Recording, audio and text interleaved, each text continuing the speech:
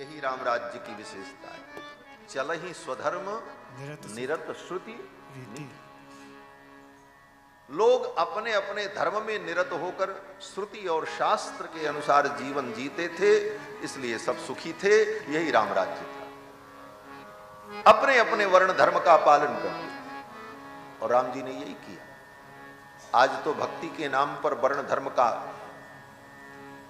विरोध लोग करते, उनको भक्ति का अंश मात्र भी ज्ञान नहीं। एक महाशय प्रवचन कर रहे थे, कल परसों की बात है, मैंने YouTube पे कहीं देखा। प्रवचन श्रीमद् भगवद गीता का कर रहे थे और कह रहे थे कि गीता में कहीं भी भगवान ने वर्ण धर्म का वर्णन नहीं किया, कोई वर्ण नहीं होता। मुझे देखो, अपना उदाहरण दे रहे थे, अपना ही उदाहरण दे रहे थे, कह रहे थे मुझे देखो। पहले मैं एक बड़ी कंपनी में नौकरी करता था, तो जब मैं नौकरी करता था तब मैं शूद्र था। कुछ दिन हमने व्यापार किया, तब हम वैश्य थे। अब हम मंच पर प्रवचन कर रहे हैं, इसलिए हम ब्राह्मण हैं। लो भैया, तुम्हारी इस व्याख्या से सारे धर्म का और शास्त्र का तो स्वरूप ही विकृत हो जाए। बंधुओं, वर्ण जिस माता पिता से व्यक्ति उत्पन्न हुआ, वही वर्ण उसका जीवन पर्यंत रहता है, वो बदलता नहीं। ब्राह्मणेन ब्राह्मण्याम, ब्राह्मण के द्वारा ब्राह्मणी में उत्पन्न जो संतान है वो ब्राह्मण है। क्षत्रिय के द्वारा क्षत्रिय कन्या में उत्पन्न जो संतान है वो ब्राह्मण है। बाकी बाद के संस्कार जो है वो तो आगंतुक होते हैं। प्रधान वर्ण व्यवस्था का मूल यही है, और इस व्यवस्था के अनुकूल धर्म का जो चिंतन है, जो आचरण है, वही सनातन धर्म है। 11,000 वर्ष तक राम जी ने इसी धर्म का विस्तार किया, वर्णाश्रम धर्म, और निज निज धर्म निरत श्रुति। लोग अपने अपने धर्म में निरत होकर परम सुखी हुए। यही राम राज्य की व्यवस्था थी। तो एक सर्ग में 100 श्लोकों में देवर्षि नारद जी ने वाल्मीकि जी को राम कथा सुनाई। इसका नाम है मूल रामायण, ये संक्षिप्त रामायण है। इस रामायण महाकाव्य के प्रारंभ में पहला सर्ग यही है। नारद जी ने जो सुनाया उसको महर्षि वाल्मीकि ने अपने रामायण के प्रारंभ में पहले सर्ग के रूप में लिपिबद्ध कर दिया। ये पूरी रामायण 24,000 श्लोक रामायण तो है, लेकिन इसमें भी बालकांड का पहला सर्ग, इसका नाम मूल रामायण है। ये 100 श्लोक, इन 100 श्लोकों को व्यक्ति रोज अगर पढ़े तो उसे चारों वेदों को पढ़ने का जो फल है वो फल प्राप्त है। और कोई भी पढ़े, ब्राह्मण पढ़े, क्षत्रिय पढ़े, वैश्य पढ़े, शूद्र पढ़े, स्त्री पढ़े, बालक पढ़े, वृद्ध पढ़े, कोई भी पढ़े, सबका कल्याण हो। और इस मूल रामायण का हर भक्त को रोज पारायण करना चाहिए।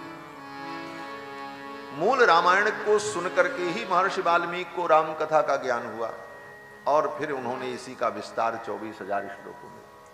नारद जी आए, कथा सुना करके चले गए। नारद जी जब चले गए तो वाल्मीकि जी ने अपने शिष्य भरद्वाज जी को लिया और तमसा नदी के तट पर स्नान करने के लिए गए, मध्याह्न संध्या वंदन करने के लिए।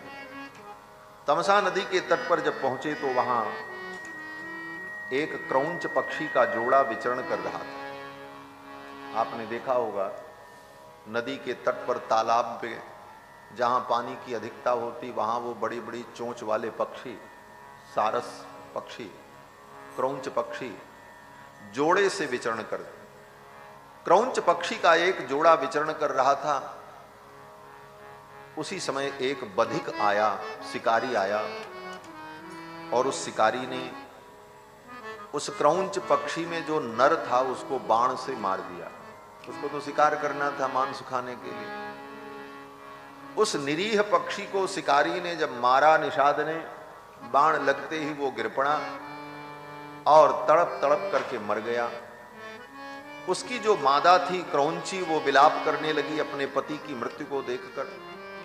भयभीत हुई, भागने लगी और भाग करके जाती, फिर पति के शव के पास आती, क्रंदन करती, फिर भागती। पति के मरण का दुख और स्वयं की मृत्यु का भय, उस क्रौंची के इस दुख को देखकर महर्षि वाल्मीकि के हृदय में करुणा उत्पन्न हुई।